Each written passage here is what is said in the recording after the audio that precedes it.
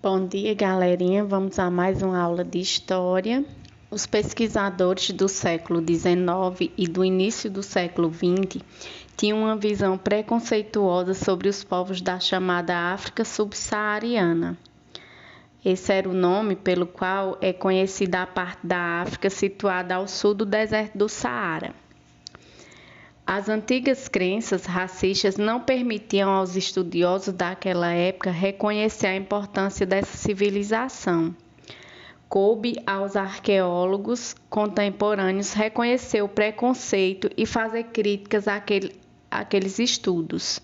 Eles descobriram a riqueza da cultura núbia, que mesmo sendo marcada pela influência egípcia, tinha sua própria história e importância.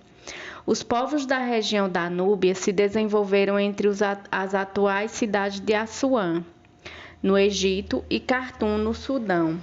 Assim como o Egito antigo, a região da Núbia acompanhava o curso do rio Nilo e as zonas de oásis. O território era rico em recursos naturais como ouro, cobre, ferro e pedras semi-preciosas. Os egípcios chamavam essa região de Cush. As evidências mais antigas de um reino organizado na região da Núbia são poços utilizados para guardar cereais datados de 2700 a.C., descobertos em uma ilha do rio Nilo. No decorrer dos séculos, a região transformou-se no centro de uma florescente rede de comércio que interligava, por rotas fluviais e terrestres, o Mar Vermelho, o Egito e o oeste do atual Sudão.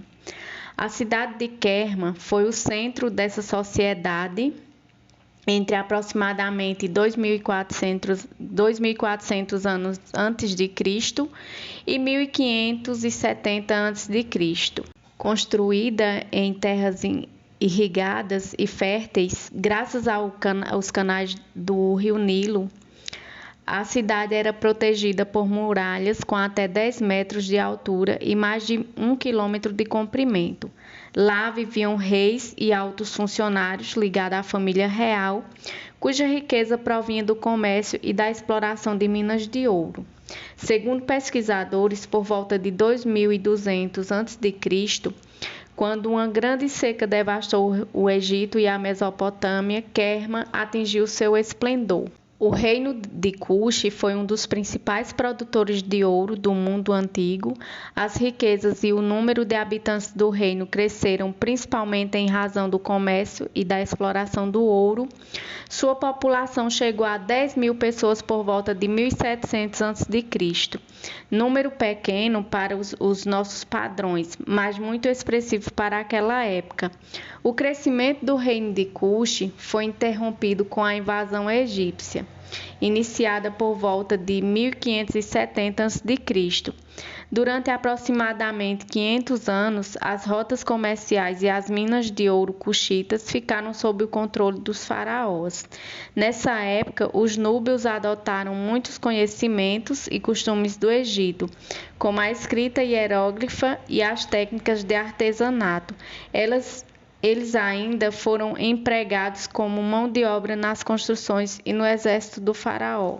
Por volta de 1000 anos antes de Cristo, o domínio egípcio em Cush teve fim e um reino cuxita independente foi fundado. A nova capital do reino de Cush foi estabelecida na cidade de Napata. A partir de 730 a.C., os exércitos núbios avançaram sobre o Egito e, a partir de então, dominaram o território por quase 100 anos, de 715 a.C. a 663 a.C. Os faraós egípcios eram núbios.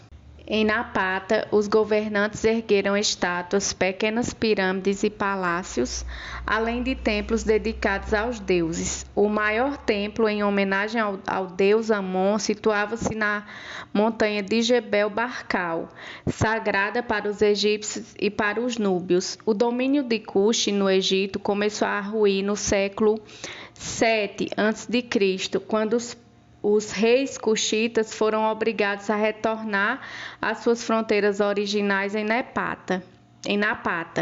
No século VI a.C., a capital cuxita se deslocou-se para Meroe, mais ao sul. Nas terras desérticas localizadas nos arredores do Nilo, no atual Sudão, chama a atenção o conjunto de mais de 200 pirâmides construídas pelos núbios. Elas não são grandes como as do Egito, mas cumpriam a mesma função: cobrir os túmulos de reis e rainhas de Meroe, a última capital do reino de Cuxi. Além de construtores, os meroítas eram grandes artesãos. Eles produziam lanças, machados e enxadas de ferro, assim como objetos de cerâmica, joias de ouro e tecidos. O ouro era extraído de minas entre o rio Nilo e o Mar Vermelho e exportado em grande quantidade para o Egito. Os agricultores cultivavam trigo, cevada, algodão, lentilha e domesticavam bois, cabras, ovelhas e carneiros. Os meroítas também desenvolveram um comércio eficaz, ligando o mar Mediterrâneo ao interior da África. Por suas rotas comerciais circulavam ouro, marfim, ébano, peles de leopardo, penas de avestruz, macacos e pedras para a construção de templos e pirâmides. Por volta do século III a.C., Meroe tornou-se um grande empório de produtos vindos de vários pontos da África. Os comerciantes meroítas também obtinham produtos fenícios e gregos, entre outros, e os distribuíam em parte da África e na Península Arábica. As mulheres da família real tinham muito poder no reino cuxita de Meroe. No princípio, elas se limitavam a educar os príncipes. Depois passavam a exercer um papel importante na escolha do rei e na cerimônia de coroação. Com o poder crescente, algumas se tornaram regentes de seus filhos menores ou se tornaram rainhas-mães, as chamadas Candaces. Várias mulheres que ascenderam ao poder foram representadas com corpos robustos, vestindo túnicas franjadas, cheias de colares e enfeites, à frente dos exércitos ou presidindo cultos. O historiador e geógrafo grego Estrabão, no século I a.C., descreveu uma dessas rainhas, a Cândace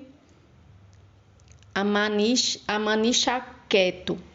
Como uma mulher viril, ela teria participado de uma expedição militar contra os romanos em 23 a.C., quando foi ferida em combate e perdeu um olho.